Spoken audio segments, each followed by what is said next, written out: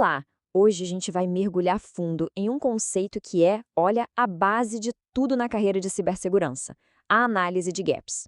É basicamente o processo que pega aquela pergunta: será que a gente está seguro mesmo? E transforma numa resposta clara e, mais importante, num plano de ação. Vamos lá? Pois é, essa é a pergunta de US$ 1 milhão, não é mesmo? Porque sem um jeito estruturado de olhar para isso, a resposta vira puro achismo. E no mundo da cibersegurança, achar que está seguro é um risco que simplesmente não dá para correr. A gente precisa de dados, de fatos, de um método claro. E é exatamente aí que entra a análise de gaps. Pensa nela como um estudo formal, sabe? Que mede a distância, o tal do gap, entre o ponto onde a segurança da empresa está hoje e onde ela deveria estar.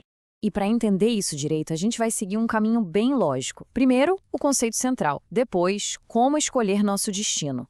Aí vamos mergulhar na coleta de dados, ver como criar o plano de ação e, claro, no final, focar naquilo que é essencial para a prova do Security Plus. Bom, no nível mais básico, a análise de gaps é sobre isso. Criar um mapa para a jornada da segurança. Essa analogia do GPS é simplesmente perfeita. A análise de gaps faz exatamente isso. Ela define com muita precisão qual é o seu ponto de partida, ou seja, o estado atual da segurança, para que a gente consiga traçar a melhor rota até o destino, que é a segurança ideal. Parece simples, né? Mas é um conceito extremamente poderoso na prática. Ok, então, qual é que a gente define esse tal destino de um jeito profissional, de um jeito padronizado? No jargão técnico da área, esse destino tem um nome: baseline. Pense no baseline como a nota 10, o padrão de excelência. É um conjunto de práticas e controles, tudo documentado, que define o que é ser seguro para aquela organização. É o nosso alvo. E o mais legal é que existem duas abordagens principais para definir esse baseline. A primeira é usar um framework de mercado, como os do NIST ou da ISO. Eles já são testados, super comprovados e reconhecidos no mundo todo. A outra abordagem é construir um baseline do zero, internamente, totalmente personalizado para os riscos e para a realidade da empresa.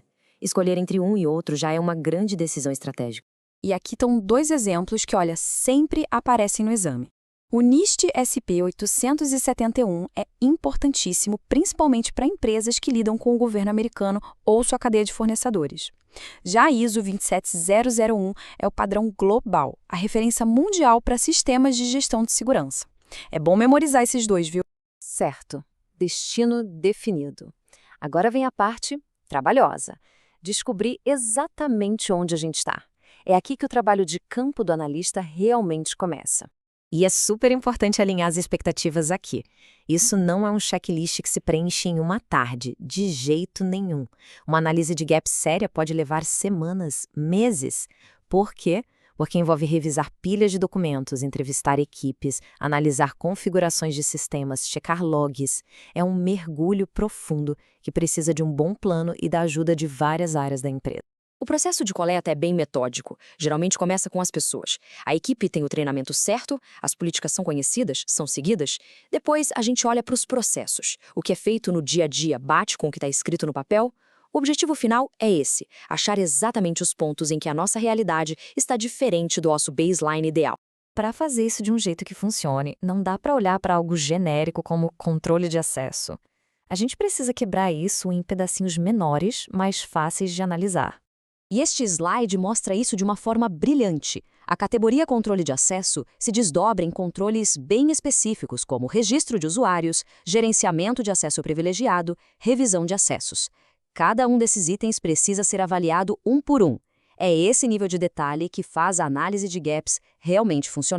Depois de toda essa coleta de dados, chega a hora da verdade. Transformar toda essa pesquisa numa estratégia, em algo que a gente possa de fato fazer.